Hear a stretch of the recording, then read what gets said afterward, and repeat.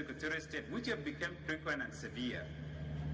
We have recently witnessed floods along the riverbanks. People in Juba Nambari, people along the banks, people in Gudele and Monuki experience flood.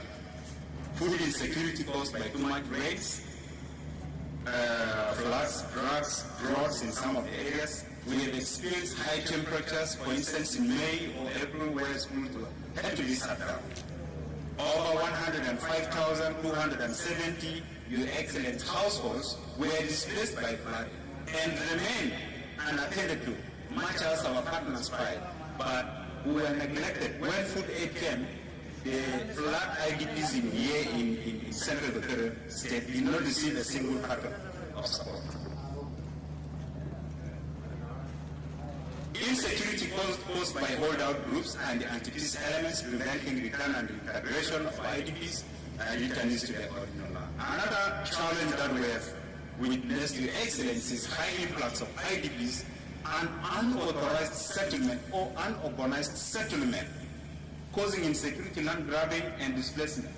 Some people are brought as IDPs, and then of late they decide to leave the IDP contained space. They go look for another open space and begin surveying and inhabiting the area. Yet, as the government of Central Equatorial State has not been fully informed.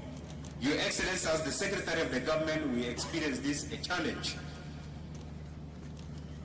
The challenges are too many. Your Excellency, we are able to recommend some few. Besides Sakla, they can go at the given challenges there, but we are able to recommend some few recommendations.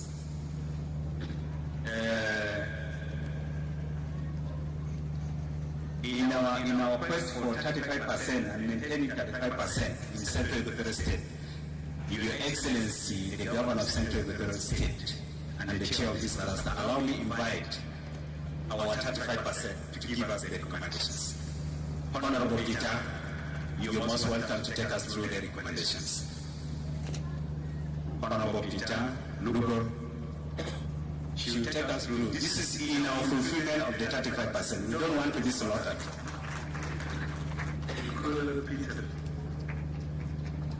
Elizabeth Peter Lugo, you're welcome, Honourable Elizabeth Peter. Okay. We were wondering, you were describing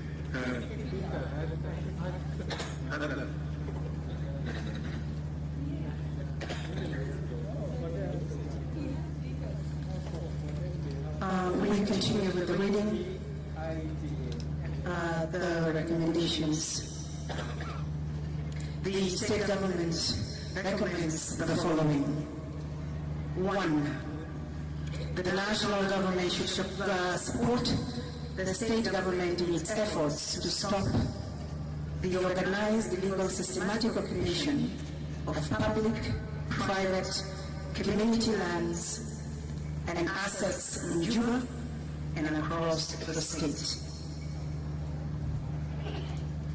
National government should increase and help budget transfers and make it consistent to renovate the vandalized schools and health facilities to accommodate the trending number of beneficiaries, including the IDPs and refugees. Number 3, the grants from the national government to Central Equatorial State should be increased proportionately.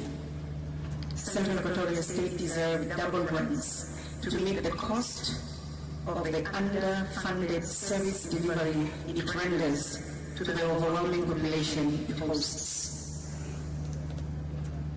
Number 4, humanitarian and development partners should improve on adequate coordination and participatory approach in the planning, process and implementation of projects, especially in disclosure of budgets and the intended output. Number 5, the national government should develop coherent laws and policies to regulate the chronic problems associated with uncontrolled cattle movements.